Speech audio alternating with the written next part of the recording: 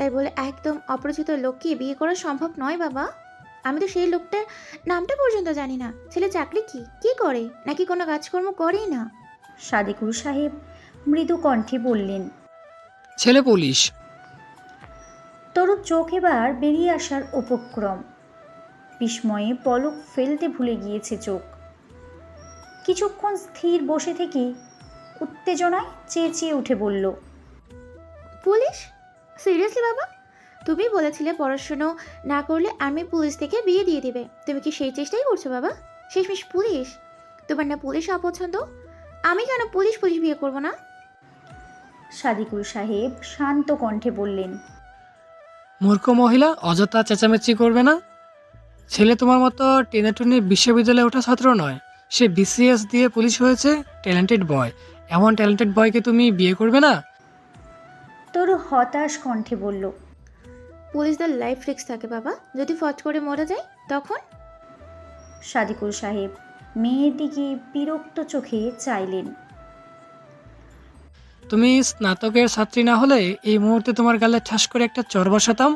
Police হলেই ফট করে মরে যাবে এই কথা তোমাকে কে বলল? জন্ম মৃত্যু আল্লাহর হাতে। তুমি তো এখন ফট করে মরে যেতে পারো। তাই বলে কি সে তোমাকে বিয়ে করতে অস্বীকৃতি জানিয়েছে?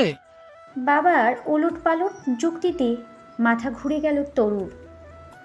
বাবার দিকে চেয়ে করুণ কণ্ঠে বলল। তোমার ধারণা আমি রাজি হয়ে যাওয়া উচিত বাবা? অবশ্যই উচিত। তোমার জায়গায় আমি থাকলে রাজি হয়ে যেতাম। এই কথাটা তুমি আব্বুকেও বলেছিলে বাবা? তোমার আপু তো শুনেনি।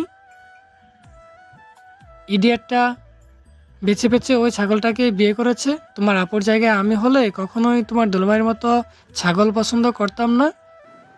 তরু অসহায় চোখে চেয়ে রইল। দুলাভাইয়ের মতো হাসি খুশি মানুষটিকে কথায় কথায় ছাগল বলার কারণ খুঁজে না পেয়ে হতাশ নিঃশ্বাস ফেলল। দীর্ঘশ্বাস ফেলে বলল। আমি বোধহয় কনফিউজ হয়ে যাচ্ছি বাবা। সাদিকুল সাহেব গম্ভীরভাবে মাথা ঝাঁকালেন। You good. পুলিশ বিয়ে করলে তোমার লাভ বই ক্ষতি কিছু হচ্ছে না। তোমার জীবনের ছোটখাটো ঝামেলা তোমার পুলিশ বর সলভ করে ফেলতে পারবে। তরু হতাশ কণ্ঠে বলল। এই মুহূর্তে আমার জীবনে একটা মাত্র সমস্যাই জলজল করছে। সেই সমস্যাটার সমাধান পুলিশ দিয়ে হবে না। তুমি কি আমাদের ডিপার্টমেন্টের কোনো স্যারের সাথে আমার বিয়ের সাথে দিয়ে দিতে পারো না বাবা? সাদিকুল সাহেব গরম চোখে চাইলেন। বেশ, বিয়েটা আমি করছি। তোমার পুলিশ পাত্র কোথায়? তোমার পুলিশ পাত্রকে তোমার সাহিত্যিক কন্যার সাথে দেখা করিয়ে দাও। আমি তার সাথে কথা বলতে চাই। এই মুহূর্তে দেখা করা সম্ভব নয়। কেন নয়? ছেলের পোস্টিং ঢাকা মেট্রোপলিটনে। ওখানে কিছু ঝামেলার জন্য আসতে পারছে না। দ্রুত আসার চেষ্টা করছে। তার বাবা 20% জীবন নিয়ে ধরনী স্বর্ণ ঝুলাঝুলি করছে, আর সে আসতে পারছে না। না, পারছে না। সবাই তো তোমার মতন নাকে তেল দিয়ে অলস জীবনযাপন করে না। Everyone has their one duty. Taru গম্ভীর কণ্ঠে বলল। তোমার ডিউটিওয়ালা পাত্র আমার পছন্দ হয়নি বাবা। আমি বিয়ে করব না। তোমার কঠিন ডিউটিওয়ালা পাত্র তো আমি ময়মনসিং মোড়ে থাকলেও খোঁজ খবর পাবে না। গম্ভীর কণ্ঠে বলবে, প্রিয় তরু, তুমি প্লিজ মরে যাও।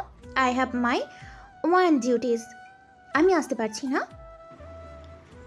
সাদিকুল সাহেব প্রচণ্ড বিরক্ত চোখে চেয়ে রইলেন। তরু শুধালো। আমি রাজি না হলে কি তুমি আমাকে জোর জবরদস্তি করে বিয়ে দিবে বাবা? আমি কি তোমাকে খুবই যন্ত্রণা দিচ্ছি? সাদিকুল সাহেব স্বাভাবিক কণ্ঠে বললেন। প্রথম প্রশ্নের উত্তর নো। দ্বিতীয় প্রশ্নের উত্তর ইয়েস। আমি তোমাকে বিয়ের জন্য কোনো রকম জোর জবরদস্তি করছি না। আমি তোমাকে অ্যাডভাইস দিচ্ছি। তুমি ইচ্ছেমতো পাত্র সিলেক্ট করতে পারো, কিন্তু সেই সিলেকশন পদ্ধতি চলবে কেবল 1 মাস। চতুর্দিকে ঘটক ছড়িয়ে দেওয়া হয়েছে। যেভাবে হোক এই মাসের মাঝেই তোমার বিয়ে সম্পন্ন। তোমার যদি কোনো ছেলেকে পছন্দ না হয় তাতেও সমস্যা নেই, সেই জন্য ব্যবস্থা নেওয়া আছে।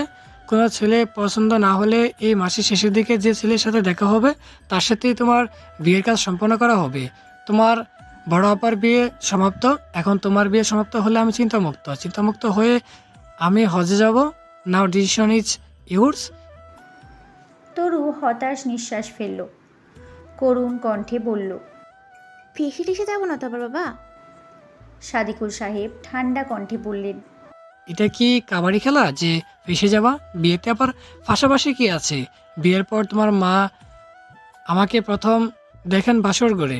আমরা কি সংসার করিনি? বিয়ের মতো পবিত্র সম্পর্কের সাথে পাশাপাশি ধরনের ফালতু শব্দ যুক্ত করবে না।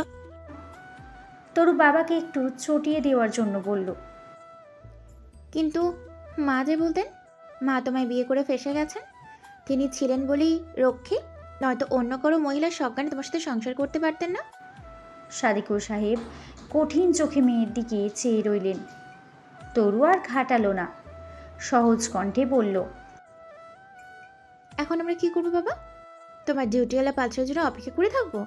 তোমার ডিউটিওয়ালা পাত্র আস্তে আস্তে যদি ভদ্রলোক আল্লাহর পেয়ারা হয়ে যান, তখন কি হবে? বিয়েটা হবে নাকি হবে না? আমার বিকি তাহলে ডিউটিওয়ালা বাবার বাঁচা মরার উপর নির্ভর করছে বাবা। বেঁচে থাকলে কবুল, মরে গেলে কবুল নট। সাদিকুর সাহেব এবারেও কঠিন চোখে চেয়ে রইলেন। মেয়েকে ধমক দিয়ে বললেন। এক থাপ্পড়ে তোমার গাল ফাটিয়ে দেবো ফাজিল মেয়ে। আমার সাথে ফাজলামো করবে না, আমি তোমার বান্ধবী না। তরু ফাজলামো করল না, সুন্দর মুখখানাকে মুহূর্তে নিষ্পাপ বানিয়ে ফেলে বলল। বাবা, আমার কি তাহলে হলে ফিরে যাওয়া উচিত না? ধরো হলে গিয়ে পেট পুরো ভাত টাত খেয়ে এলাম, বিয়ের সময় বউয়ের পেট ক্ষুদায় চুচু করবে, এটা কেমন কথা? তোমার ডিউটিওয়ালা এলে আমায় টেলিফোন করলে, আমি ভাতকে একটু সেজে গুজিয়ে চলে এলাম। হাসপাতালে বিয়ে মানে দুঃখী দুঃখী বিয়ে। দুঃখী দুঃখী বিয়ে আবার সাজুগুজু করে?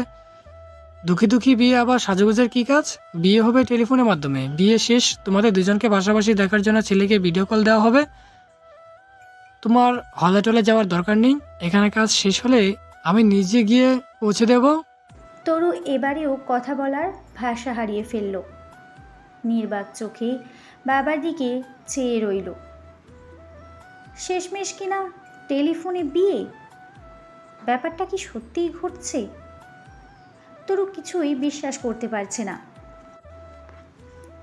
তরু আইসিইউয়ের সামনে বসে আছে। তাকে একরকম জড়িয়ে ধরে বসে আছেন একজন ভদ্রমহিলা।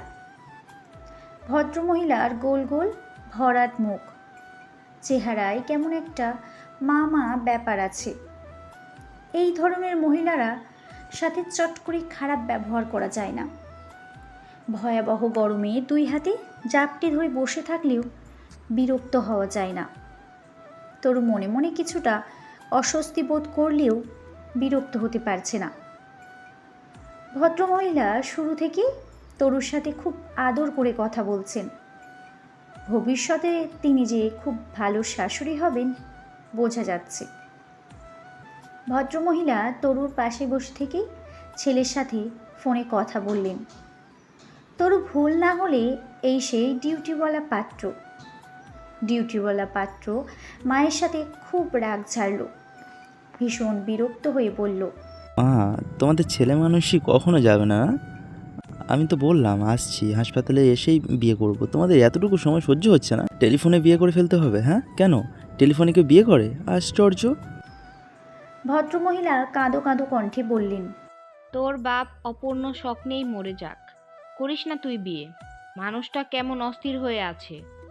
আমি দেখা করতে গেলেই বলছে, শাহানা আমি মরে যাচ্ছি, পুত্রবধূ দেখে যেতে পারলাম না। সে তো আর জানে না ছেলে এখন লায়ক হয়ে গিয়েছে। কথায় কথায় ধমক দেয়, বাপ মা মরে গেলেই তাদের কি। আসিস না তুই, আমার স্বামী আমি বুঝবো। আজ থেকে আমাদের বাবা মা ডাকার দরকার নাই। ডিউটিওয়ালা ভালো ফ্যাসাদে পড়েছে। মায়ের কান্নাকাটি শুনে অধৈর্য হয়ে বলল। আমি তো বিয়ে করতে মানা করিনি মা। বেশ, টেলিফোনে বিয়ে করব। বিয়ের সময়সূচি আমায় জানাও। তবু কান্নাকাটি অফ করো প্লিজ। ভদ্রমহিলা কান্নাকাটি অফ করলেন। তরুকে 420 ভোল্টের ঝটকার মধ্যে রেখে সত্যি সত্যি টেলিফোনে বিয়েটা হয়ে গেল।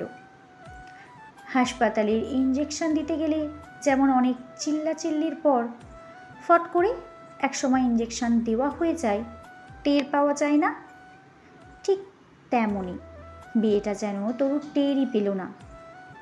কি আশ্চর্য, এভাবেও কি বিয়ে হয়?